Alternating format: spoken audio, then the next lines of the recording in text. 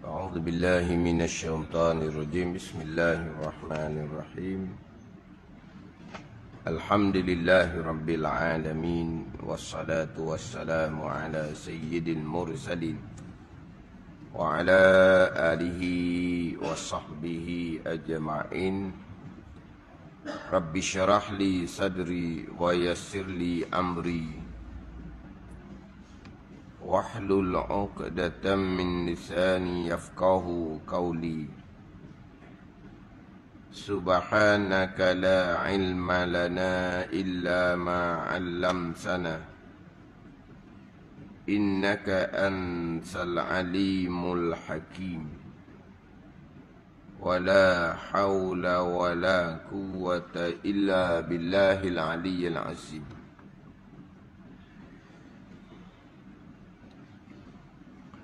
Kitab Minhajul Abidin, muka surat 14, baris yang ke-7 daripada bawah. Baris yang ke-7 daripada bawah. Qala al-muallifu rahimahullahu ta'ala wa nafa'ana bi'ulumihi amin.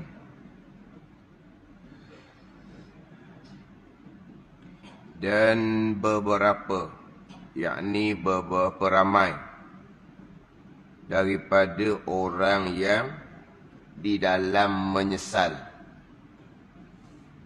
yang terputus padanya pada ini akabah ilmu.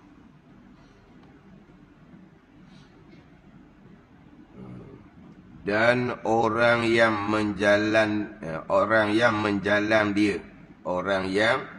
menjalani akabah ilmu, diputus akan dia akan akabah ilmu, diselesai akan dia akan akabah ilmu di dalam masa yang sedikit, masa yang sekejap, dan lainnya berulang-ulang padanya pada menjalani jalan ilmu 70 tahun.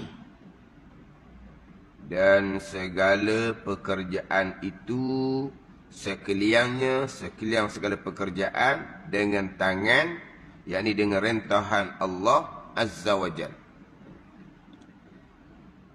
Dan beberapa ramai daripada orang yang di dalam menyesal, yang terputus padanya pada akabah ilmu. Beberapa ramai orang yang menyesal, yang terputus padanya pada akabah ilmu. Dia dalam keadaan tidak menyelesaikan akabah ilmu, dalam keadaan dianya menyesal. Kenapa? Kerana tidak menjalani jalan ilmu akabah yang pertama. Akabah yang pertama. Yang terputus padanya, yakni yang terputus daripada sampai kepada maksud. Dia belajar, contohnya tak selesai belajar, dia berhenti. Maka ramailah dalam keadaan menyesal. Sebab kemudian barulah nak belajar semula. Terdahulunya belajar juga sedikit-sedikit, tetapi tak berapa lama berhenti. Akhirnya dalam keadaan menyesal, kan tak sampai kepada maksud ketika belajar tu. Fardu ain pun tak lepas. Awal-awal berhenti, contohnya lah. Kadang-kadang fardu ain beres lah. Ini contohlah, kita kata belajar di pondok. Belajar di pondok ni bagai-bagai rintangan lah. Bagai-bagai cubaan belajar pondok ni. Dia tak sama dengan belajar sekolah. Belajar sekolah ni semua orang sokong belaka. Tua, muda, pak nak mati esok sekarang pun sokong sangat-sangat. Tapi kalaulah nak belajar pondok kok, ramailah tukang menghasutnya. Awak nak hantar anak pondok, nanti nak makan apa budak ni? Gelap masa depan. Nak makan apa? Makan pasir lah. Moga tak sekolah, tak ada CJ. Nak makan apa? Nak makan apa? Tak tahulah. Cuba tengok orang belajar pondok, ada duduk kampung. Makan apa? Makan nasi lah. Macam orang juga. Orang makan lauk ayam, dia makan lauk ayam. Orang makan lauk daging, dia makan lauk daging. Orang duit banyak, dia makan ayam sama-sama. Orang duit, kalau orang tak ada duit, makan ayam jarang-jarang sekali. Gitu je lah. Sama je. Kuru sama kuru, gemuk sama gemuk. Kau kan kau duduk pondok. Aku kering tinggal kulit dengan tulang je. Dan nak makan apa? Ni, ramai yang menghasut. Lepas tu duduk pondok pula, lah. Tak sama dengan duduk sekolah. Keadaan lah, apa? Yang panggil apa ni? Panggil apa? Hak kelengkapan sekolah tu apa? Panggil apa? Hak kelengkapan sekolah tu. Kan sekolah kan dilengkap serba-serbi kan? Dah bukan pelajaran. Silibus tu pelajaran. Ni sekolah-sekolah dia asrama comel, kati comel, lembek, tebak, tandah, prasarana. Prasarana. Duduk pondok. Pitu tandah tu pun kalau gilik gitar, nampak orang berok. Pitu dah lah. Dia punya esei pun apa? Esei tau. Esei tu hak dua ada se je tinggal. Kolek. Kunci pula tak ada, kena sendar gitu ya. Pada sendar. Sendar dengan berdi air. Sebab air tu kena ambil luar, bukan air ada dalam tandah. Sendar dengan berdi takut orang salah masuk. Tapi pitunya atas kalau tengok mulut berok. Kalau orang jenis ngosek. Gitu. Hak pondok. Skodo. Hak tu hak pondok sekarang. Hak pondok dulunya tak ada tandah. Lepas tu masuk dalam hutan. Malam-malam tak berani. Lepas tu kena apa? Kena panggil tu. Kena cerdik apa? Kena Kena apa tu? Hak kena cerdik sikitlah. Dah malam-malam ni, nak macam mana? Faham lah. Lepas tu gandeng jatuh mana? Jatuh dalam hutan. Lepas tu nanti pijak pula. Logat. Tu. Pada ni prasarana tak ada. Ada mak ayah. Dia atas anak dia pondok, dia tengok tu. Dia balik tak lena tidur mak. Anak aku nak berok macam mana? Dia kata. Berok je. Anak aku nak berok macam mana? Tak apalah. Dah tandah dia, tak apalah. Dia nak berok macam mana? Dia berok lah sebulan lagi masa dia balik rumah dia. Sebulan no. Holah, dia out lah sebulan. Dia tak faham. Mana apa? Lock je biar. Pandailah dianya. Dah sakit perut lagi mana lagi? Kena tahan sebulan. Sipang boleh sebulan, lepas balik rumah barulah lepas. Gitu. Kata. Biar ke dia lah kata. Pandai-pandailah disipang. Jangan-jangan tu kalau giwak manja kok. Mari je mak ayah. Terjun lari masuk dah kereta lalu dah. Tambuh dah lah. Ada ni. Dia kena letak sabar. Ni pondok. Nak dia keduduk tu payah. Nak dia ke belajar tu payah. Dah payah lah. Mari-mari duduk pondok. Semua kita jauhi belaka. Kita arak lagi. Kita ni jauhi tak pandai. Tak pandai nak baca, tak pandai nulis budak-budaknya. Lepas tu macam mana? Sabar. Boleh belajar. Tak lama mana, macam-macam hal lah pulaknya. Nak kerja lah, nak bining lah. Nak kerja apa? Mak ayah tanggung dah. Hak mak ayah pulau tu terpaksa kena kerja lah. Mak ayah tak ngaku anak, duduk pondok. Mak ayah tak ngaku anak, duduk pondok. Faham tak? Siapa tangga tu no? Tak ngaku anak. Tak boleh balik rumah kerana sekolah molek-molek masuk pondok. Ada berlaku seumpama tu. Tapi anak dia akhir jadi tok guru. Kemudian akhir terima lah. Tapi mula-mula belajar tu, siapa yang tanggung? Abang dia tanggung tanpa pengetahuan mak ayah dia. Kalau mak ayah dia tahu, dengan abang-abang dia buang.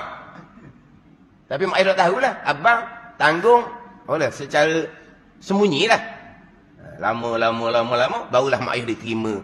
Buang di keluarga duk pondok. Kerana belajar comel-comel, boleh masuk universiti, tiba-tiba tak mau pergi universiti nak masuk pondok. Kalau dok pas sekolah dok cerdik, perangai buruk pula, tu kita tak pandang lah tu. Hak tu, tak apalah. Hak ni hak boleh masuk universiti, nak cerdik ni. Tu cubaan kalau cerita bab masuk pondok kok, macam-macam ceritalah. Terpaksa kena kerja. Bila belajar kerja, tak boleh nak belajar lah. Akhirnya berhenti. Kemudian, misalnya lah dulu duduk pondok, lepas tu berhenti. Tu ramai orang yang menyesal, kata Imam Ghazali. Kenapa? Kerana yang terputus padanya, kenapa? Tak sampai maksud dia belajar. Sekat jalan belajar, ramai yang menyesal. Dah pondok, TV tak ada. Sekarang je mewah. Sebab apa? Masa-masa ada telefon. Dulu tak ada. Tak ada ni. Tak ada TV, tak ada radio, tak ada apa. Lah kawasan pondok pula, tak ada orang perempuan. Tak ada orang perempuan. Kalau sekolah ni boleh ngorak. Duduk sebelah opang, duduk sebelah belakang ke. Boleh ngorak. Duduk pondok tak ada. Tak ada ni. Mana duduk dalam tu senyap, suruh dalam tu. Tu hak nak belajar sendiri dah tu. Oleh kerana tak ada belanja, kena kerja, akhirnya sekat jalan. Hak setengahnya pula, pok nak, anak tambuh. Tu dia kata pondok tu, kenapa pondok? Pok nak, anak tambuh. Pok, ayah dia sungguh sangat. Dia atur anak di pondok. Aturlah anak pondok. Sudah atur tu, mak ngayah pergi tempat lain beli belah lah. Beli apa semua. Sampai ke rumah, cokoh dah rumah anak dia. Cokoh dah rumah anak dia. Yang mana pondok tu jalan besar. Berapa hari? 1 kilo, 2 kilo, 3 kilo berhari. Jauhnya dalam hutan pondok ni. Mana kita kata kok, tak boleh balik dah dia. Nak ambil mana? Nak balik ke mana? Kan tepi jalan besar. 2-3 kilometer tu masuk dalam hutan. Kiranya boleh tahu bagi itulah. Apa dia kira lah. Budak cerdik kan. Keluar atas jalan kampung pun. Takkan tak ada motor lalu. Takkan kau dah ambil budak jalan seorang diri gitu. Ambil atau luar. Dia naik bah. Ayah mak pada rumah. Ada dah anak di rumah. Gitulah. Pok nok dia panggil. Bukan nok. Cubaan. Tapi kemudian. Misalnya. Lepas tua-tua. Allah lah. Tak napuk tinggal belajar agama yang mak ayah hantar ke pondok tu. Dari tambuh nak macam mana? Tak nak paksa duduk pondok ni. Hak suka rela duduk pondok pun kadang-kadang sekerak jalan. Ramai orang yang menyesal, yang terputus padanya pada akabah ilmu dengan bahawa tak siapa pada maksud dia belajar. Ini Mazali cerita bab akabah ilmu. Bonggok ilmu. Akabah yang sangat payah. Tetapi nak capai apa yang dimaksud, tidak ada jalan lain melainkan jalan ilmu. Apa yang dimaksudnya? Redha Allah subhanahu wa ta'ala. Bila Allah redha, yang dimaksudnya adalah syurga Allah subhanahu wa ta'ala. Yang kita maksud apa? Yang kita tuntut, yang kita nak apa dia? Kita akan jawab syurga lah. Yang kita nak, yang kita maksudkan adalah redha Allah. Redha Allah dapat syurga Allah subhanahu wa ta'ala. Tapi kita ni biasa nak syurga. Nak syurga. Alladzina amanu wa amilus salihat. Jadi nak jadi beriman, fardu-ain tauhid kena selesai molek-molek. Nak jadi beramal soleh, fardu-ain tauhid kena selesai molek-molek ilmu dan amal. Tak ada jalan lain. Kalau jalan ilmu tidak dijalani, cerita nak syurga, itu semua angan-angan kosong yang dicela pada syarak. Angan-angan kosong. Sebab apa? Amalan tidak akan diterima tanpa ilmu. Wa qadimna ila amilu min amalin faja'alnahu haba'an mansura. Yang mana kami terdahulunya melakukan amal-amal ibadah. Maka kami jadikan akannya, maka telah mendahului akan kami dahulu atas dunia melakukan amal ibadah mereka ni. Dahulunya atas dunia mereka melakukan amal ibadah, tapi kami ni Allah Ta'ala jadikan amal ibadah dia haba'an mansura, debu yang bertaburan, tidak diterima. Kenapa tidak diterima? Yang pertama, akidah tidak betul. Yang kedua, kenapa tak terima? Amalan tidak betul tanpa ilmu. Kenapa jadi debu yang bertaburan? Hati tidak ikhlas, riak, ujub, takabur, hasad. Tapi masih hidup atas dunia melakukan amal-amal kebaikan. Itu dia panggil angan-angan. Payah ilmu ni. Tapi nak capai maksud, apa yang dituntuti, apa yang dikehendaki tidak ada jalan lain. Mereka jalan ilmu. Fardu ain tauhid, fiqh tasawuf sekurang-kurangnya. Ini majlis tekan yang terdahulu. Manfaat ilmu ni amat banyak. Kemudian yang ditakuti dalam ilmu ni amat banyak. Ramai yang berpaling daripada ilmu. Mazalik katalah dah, sesat. Itu mudah je. Tak belajar fardu ain, sesat. Itu je. Tak suruh ikut lain lah. Sebab itulah syarak menghukumkan fardu ain wajib atas seseorang. Kenapa wajib atas seseorang? Kerana kalau tidak sesat. Terutama sekali fardu aqidah. Ramai orang yang belajar tetapi tergelincir. Belajar tidak bersungguh, belajar tidak bertumpuan.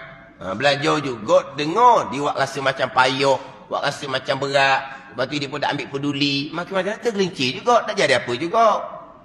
Nampak macam tak ada telinga, tapi tak fokus. Sebab apa? Sebab dia letak dah. Mula-mula, payah. Dia letak dah ayat payah. Ada.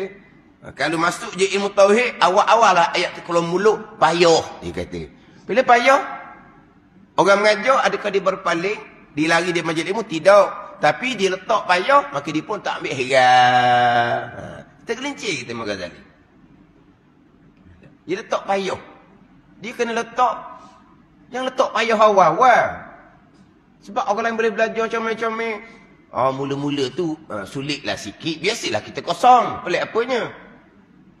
Biasalah. Tapi kalau kita letak payah lalu dah, lepas tu nak jalan macam mana? Kalau letak payah lalu dah. Jadi seolah-olah kita ni buat diri tu macam bodoh sangat. Dah selama ni belajar ilmu dunia, tak pernah bunyi payah pun. Sebab apa? Sebab nak sungguh, minat, cerah masa depan. Nampak dunia akan dapat. Tak bunyi pun payah. Tapi pengaji agama, ambil dia permulaan, asas tak ada, letak payah lalu dah. Letak payah lalu dah. Mana apa? Dia buat diri dia macam bodoh. Jangan buat diri macam bodoh. Tuan dia otak comel dah. Tuan dia otak molek. Otak yang tuan dia comel molek itu, puluh-puluh tahun dah kita guna untuk ilmu dunia. Kering dah otak tu duduk belajar ilmu dunia. Sebut belajar ilmu agama, dia kata payah lalu dah. Mana apa tu? Dia memperbodohkan diri sendiri. Hak tuan dia akal tu, dia tak syukur betul-betul.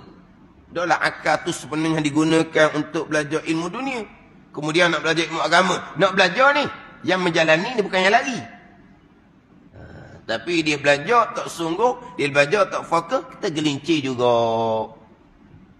Ada ni. Ada yang seumpama tu. Tak lari, tapi dia macam tak mahu ambil. Payah. Terutama sekali ilmu tauhid. Dia kata payah. Ilmu fiqh minat, senang dia kata, mudah. Ilmu tauhid tambah, payah. Lepas tu berpaling daripada ilmu tidak. Tapi dia tak ambil heran. Ada yang seumpama tu, terlincir juga. Ada orang yang belajar tapi salah jalan. Dalam keadaan tercengang, hairan, tak tahu je pangkat. Belajar sangat-sangat. Lepas tu susunan ilmu fardu ain tauhid fiqh tasawuf jaga ke tidak. Kemudian belajar tu keutamaan ilmu. Belajar tauhid permulaan fardu ain sudahlah. Belajar fiqh permulaan fardu ain sudahlah dulunya. Nak belajar fardu kifayah kemudian. Kena fokus pada keutamaan. Nak belajar ilmu tasawuf fardu ain lah dulunya. Hak dalam-dalam tu kemudian. Jaga keutamaan. Tak jaga. Yang pertama tak jaga tertib ilmu. Yang kedua tidak jaga susunan ilmu. Akhirnya Imam Ghazali kata tercengang, tak tahu paleko. Dengar sangat. Bicara bab pegangan tak lepas. Belajar sangat-sangat. Bab semayang pun tak lepas. Ada ni. Ni apa? Orang yang salah jalan ketika belajar. Tak ikut tertib ilmu dan tidak ikut keutamaan ilmu. Ni. Hak Imam Ghazali kata ni. Alah. Memang berlaku di kalangan orang yang berpaling daripada ilmu dan berlaku kepada orang yang tidak berpaling daripada ilmu. Belajar. Hak berpaling dari ilmu tu sesak awal-awal dah tu. Hak tu tak bincang dah tu. Hak tu tak bincang dah tu. Ada ketika-ketika tertentu, marilah nawak amal. Bawalah keluarga nawak amal. Lepas tu ilmu, belajar ke tak? Diri dan keluarga. Tak peduli. Hak ni sesak daripada awal dah ni. Mari bermusim je lah. Tapi mari bermusim pun kita terimalah. Sebab apa? Kita nak beri nasihat. Nak beri pengajaran. Peluang biar orang amal tu beri pengajaran. Bukan mari nak buat amal tanpa ilmu. Dia mari nak buat amal. Beri pengajaran. Ramah beri pung. Mari nak buat apa tu? Nak buat amal sunat. Kita beri pengajaran. Bak ilmu. Ada ni. Ambil peluang molek. Hak mari musim tertentu tu tak usah duduk halau lah. Tak usah duduk kerling-kerling lah. Oh mari dah, mari dah. Pada ni, mari dah. Dia ada grup dia. Sek-sek dia. Sek ni bukan lah. Grup-grup. Mari dah grup dia. Adalah grup-grup dia ni. Lepas dah, 2-3 malang dah. Tak nak mari grup tu, masjid ni. Mari. Kita tak mari dah. 2-3 malam lepas kan ada satu grup kan. Malam tu je. Malam mari buat ibadat. Ada grup tu.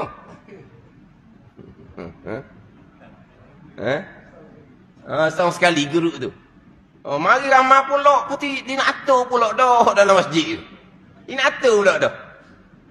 Ada masjid tu duduk belajar apa dia nak atur pula. Mari. Lepas tu nak kondeng pula. Itu nak mari. Lepas tu dia mengajar juga. Kamu siapa? Mari setahun sekali. Duk sibuk apa? Duk kondeng buat apa? Dia mari. Buat ngucap. Ramah aja. Lepas tu hilang semula. Tunggu nanti. Seminggu 2 lagi. Penuh pula. Rapat tangga belakang. Besar kecek penuh buat hari. Lepas tu ilmu. Yang masjid surau tu tiap-tiap masa bunyi orang mengajar tu. Ambil air ke tak? Dok. Ni. Ini golongan yang berpaling ilmu. Lepas tu sesak kata Imam Ghazali. So duk cerita lah tu. Tapi hak mari tu kita raih, kita beri panduan. Jangan turut kehendak dia mari nak amal dengan jahil. Jangan. Jangan dia kita turut dia mari amal nak amal. Amal apa tapi ilmu. Ini. Mudah-mudahan mari ramai-ramai tu lekatlah. Lekatlah segelintir. Akhirnya mari sentiasa. Bukan mari ikut masa dok. Dalam ramai tu kan. Bila dengar pengajaran-pengajaran. Maka lekatlah kita kata. Terbuka hati. Adalah gitu. Sampai habis orang lain tak ada belaka dah. Dia kekal istiqamah. Biasalah. Ada ni. Tapi berpaling dari ilmu. Waktu susah. Yang kita nak fokusnya. Orang yang belajar. Yang duduk masjid 5 waktu. Kuliah agama mereka tidak berpaling. Mereka tunggu tiap-tiap kuliah agama. Macam mana belajar tu? Menjalan-jalan ilmu tu jalan betul ke tak? Susunan betul ke tak? Keutamaan betul ke tak? Hak ni. Pandai ni. Hak ni tanggungjawab yang paling besar kepada orang yang mengajar. Dan tanggungjawab yang paling besar kepada yang mengatur kuliah pengajaran. Saya lagi dah tu. Orang yang belajar, dia bertanggungjawab atas diri dia sendiri. Tetapi orang yang baru nak belajar ni, dia tak erti. Dia tak pandai nak susung. Sebab dia mari daripada kosong. Dia mari nak tak ada telinga sahaja. Yang paling besar tanggungjawab adalah orang yang mengajar. Tak lagi dah tu. Bukan orang belajar tidak bertanggungjawab atas di sini. Bukan. Dia akan dipersoal oleh Allah di hari akhirat. Sebab dia sama-sama mukallaf. Akhir balik kan. Orang yang belajar tak boleh letak kepada orang mengajar, kepada orang yang atur kuliah pengajaran. Dia bertanggungjawab tadi di sendiri. Akan dipersoalkan di hari akhirat. Yang mengajar ni lagi besar tanggungjawab. Mengajar untuk apa? Mengajar untuk kehidupan. Mengajar untuk kehidupan. Untuk dapat duit belanja, kehidupan keluarga. Mengajar untuk kehidupan.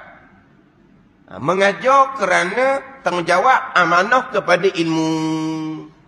Mana ilmunya? Orang mengajar tu sendiri ilmunya lengkap. Ilmu fardhu ainnya lengkap. Nak mengajar ilmu tauhid fardhu ain boleh. Nak mengajar ilmu fardhu ain fiqh boleh.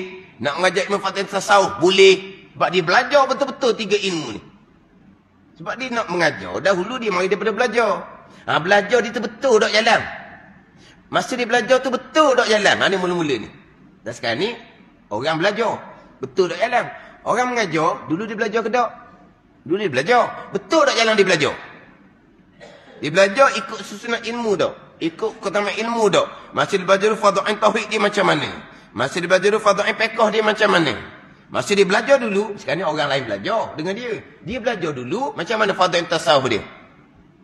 Kalau dia belajar mengikut tertib ilmu, tamat ilmu, dia pun berilmu ilmu yang sebenar-benarnya. Maka dia pun mengajar mengikut sebagaimana dia diajar oleh guru dia terdahulu. Tapi kalau dia pun masa belajar tak ikut jalan susunan ilmu, tak ikut keutamaan ilmu, fardhu-ain tauhid, fiqh, tasawuf, cakap-cakap, kemudian boleh berceramah, dia ceramah ikut jahil dia. Ni pada ni. Akhirnya mengajar hanyalah untuk kehidupan.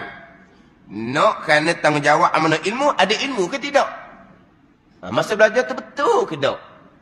Ni Abang Zahid kata, ramai yang belajar tapi salah jalan. Bila dia ada ilmu yang tak betul, dia pun akhirnya boleh berceramah, halwa telinga. Sebab semua orang mari daripada belajar belaka. Betul tak betul masa belajar? Betul masa belajar. Niat betul ke tak masa belajar? Situ pula. Ini kata Mazali kata akabah ilmu ni akabah yang sangat sukar, yang sangat payah. Ada. Belajar betul lah. Belajar agama tu macam mana susunan kuliah agama. Masa kita belajar. Kemudian tanggungjawab ilmu, amanah ilmu kena menyampaikan. Jadi kalau belajar tu betul jalan, insya-Allah menyampaikan betul jalan. Hak menyampai betul jalan ni lah.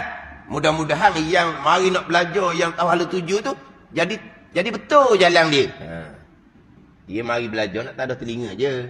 Dia tak tahu pun nak belajar mana dulu, tak tahu.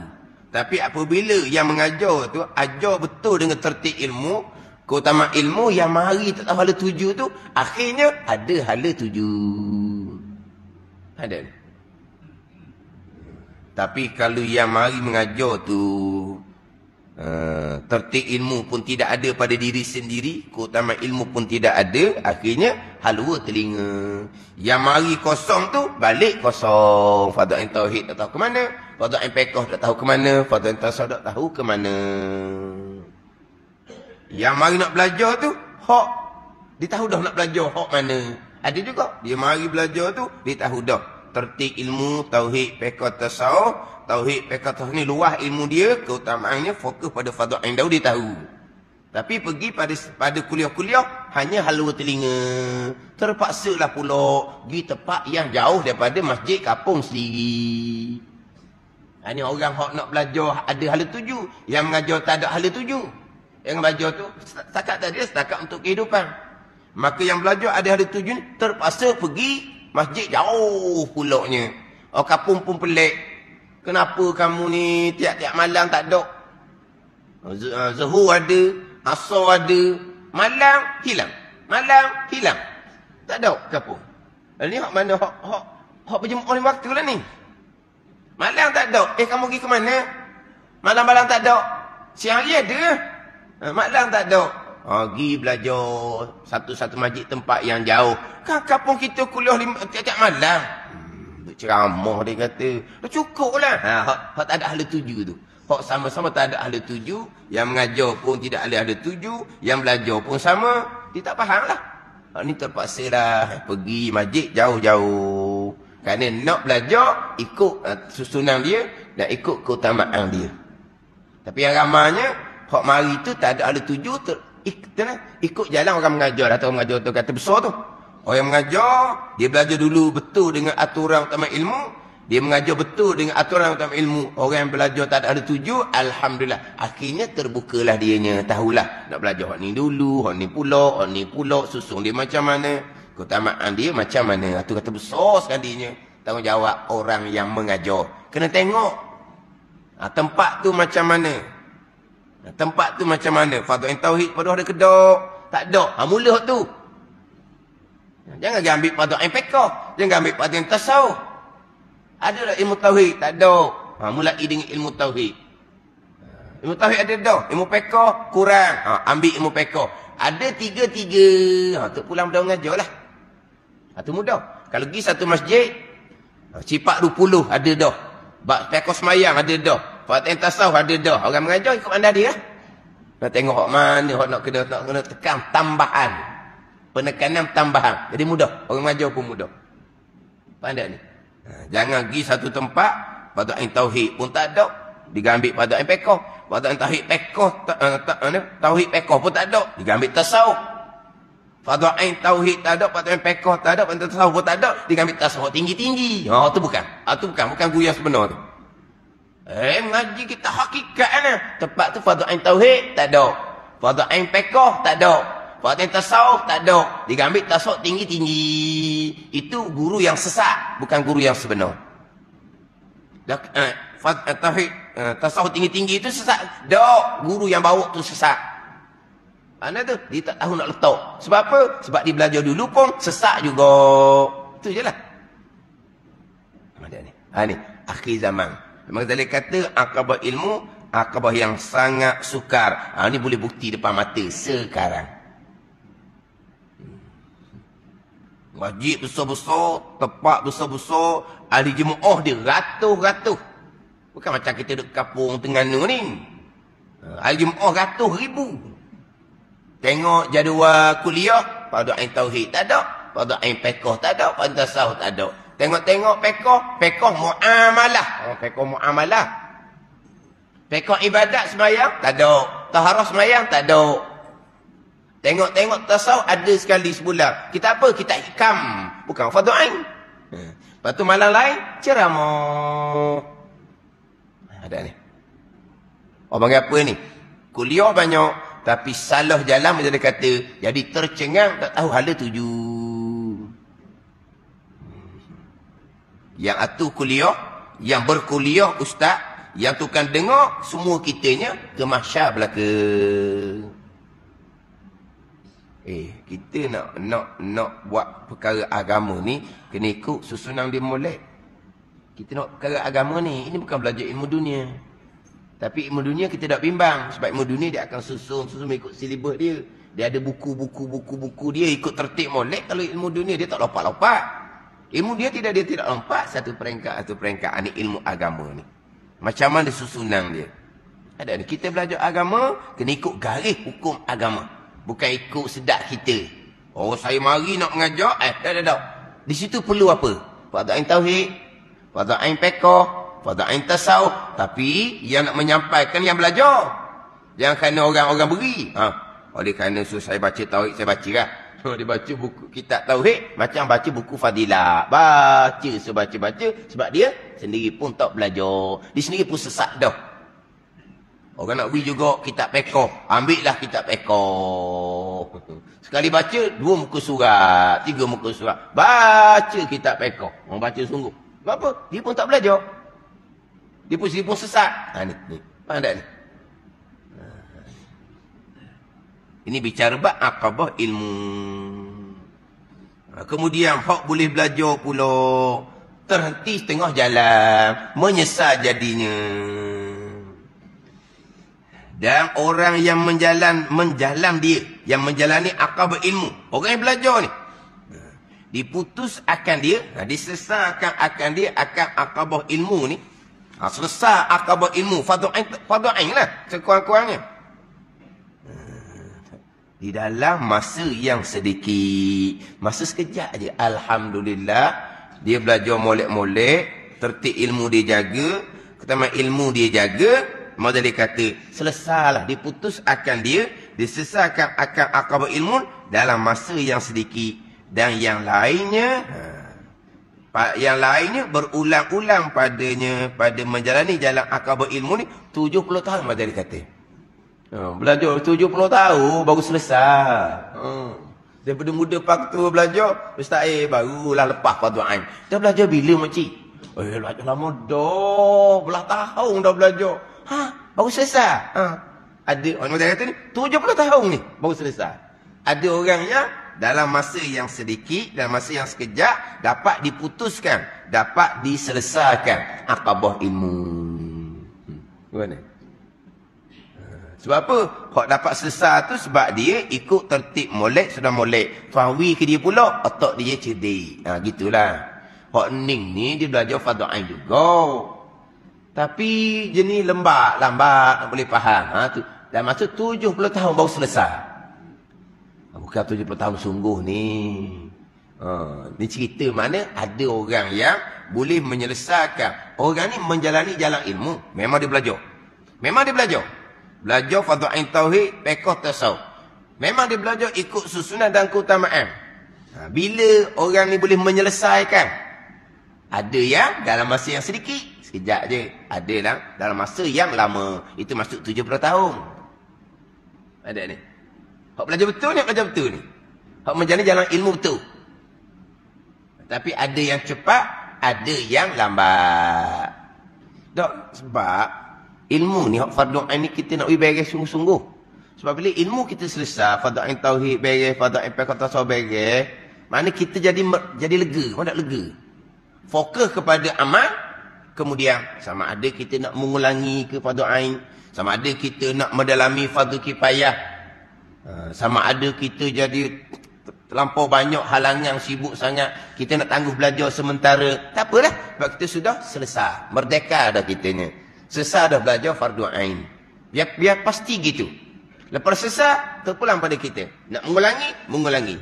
Nak mendalami fardu kifayah, mendalami. Tak ada apa. Hak selesai fardu ain ni lah saya sebut semua-semua ni. Sebelum balik mak ayah yang selesaikan ajar. Anak balik mau 15 tahun, nak belajar apa? Nak belajar ilmu dunia. Belajarlah tinggi mana pun. Siapa langit ijaz? Mana langit ijaz? Siapa langit ijaz sekalipun, bebas. Belajar. Sebab apa? Sebab anak ni sudah dilengkapkan dengan ilmu agama yang secukupnya. Fardu ain tauhid, fardu ain fiqh, fardu tasawuf. Bukan ilmu agama secukupnya, anak pandai baca Quran, anak khatam Quran. Malam-malam mak ayah baca Al-Quran, tadabbur makna dia kata. Ada bukan. Pandai ni. Jangan. Ada orang komen dia kata, ada masjid mengajar, anak dia baca Quran luar. Ayah dengan anak baca Quran luar. Ada orang mengajar, mak dia mengajar anak dia baca Quran dalam masjid, tepi orang duduk belajar. Orang duduk mengajar ni. Mengajar kitab Faridah pula, fardu ain tauhid. Dia kata ada orang perempuan, dia mengajar Quran kepada anak dia. Di tepi orang tu duduk belajar kitab. Dia buat apa gitu sebenarnya? Ini sesak belakang ni. Dia sendiri pun tak belajar. Anak dia pun ajarlah. Ajar apa ni? Ajar tanpa adab. Tanpa adab lah. Orang duduk belajar kitab semua ni. Dia pun bawa anak. Kita ngaji Quran sini. Kalau nak ajar anak dia ngaji Quran, ajar rumah lah. Main masjid buat apa? Dia panggil apa? Dia panggil. Adakah nampak macam orang tak betul? Orang comel. Bukan orang tak betul. Orang tak siamang tu tak cakap pula. Ni mana apa ni? Pelik. Pemahaman pelik. Tak kenal agama. Boleh orang mengajar, dia ngajar anak dia baca Quran. Nak kata orang ni. Hak tu kalau pihak masjid jumpa, panggil dia punya bapak tu masuk dalam bilik. Counseling. Jangan nasihat depan anak dia. Jatuh maruah dia pula. Panggil, kita nak counseling sikit. Yang awak buat di masjid kami seumpam tu kenapa? Orang mengajar dalam tu mengajar sains matematik ke?